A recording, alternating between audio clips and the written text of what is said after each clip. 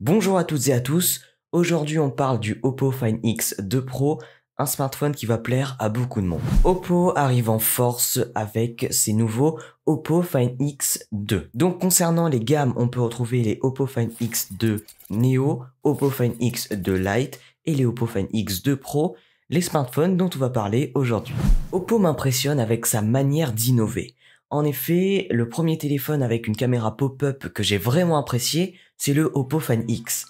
Et là, ils reviennent avec un téléphone ultra haut de gamme. Les designs sont cool, le téléphone est puissant et on va voir que le Oppo Find X2 Pro a tout d'un ultra haut de gamme. Oppo arrive donc sans caméra pop-up, m'en déplaise, mais avec quelque chose qu'on sait très bien faire, un poinçon dans l'écran.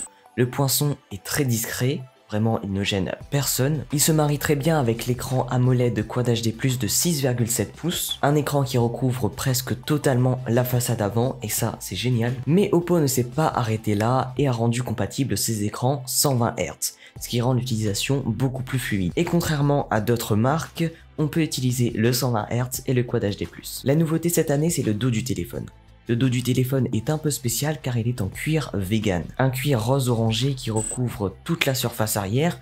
Franchement, c'est magnifique, ça rajoute une grosse touche de luxe. On a la possibilité d'avoir ce cuir vegan au dos, mais aussi un noir céramique. Le téléphone est magnifique, le dos est en cuir, le contour est en or, l'écran est incurvé.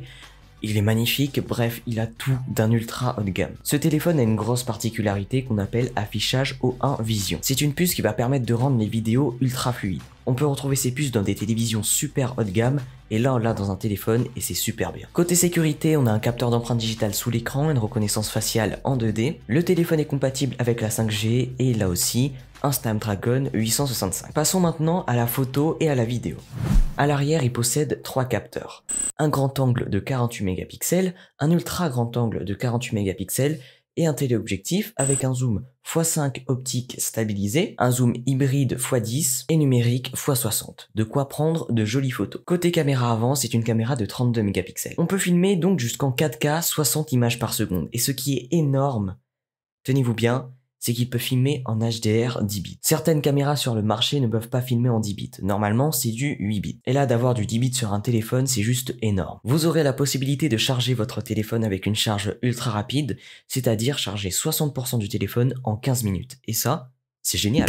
La batterie, quant à elle, est de 4260 mAh, ce qui vous tiendra largement une voire 2 journées en utilisation normale. Notez bien que l'utilisation de l'écran Quad HD+ et du 120 Hz va vous pomper un petit peu de batterie. Donc on a vu que ce téléphone est vraiment un ultra haut de gamme avec ses bords incurvés, son cuir derrière, ses revêtements en or, ses caméras qui sont juste magnifiques, sa possibilité de filmer en 4K et en HDR 10 bits. Bref, toutes ces caractéristiques doivent se reposer sur un prix.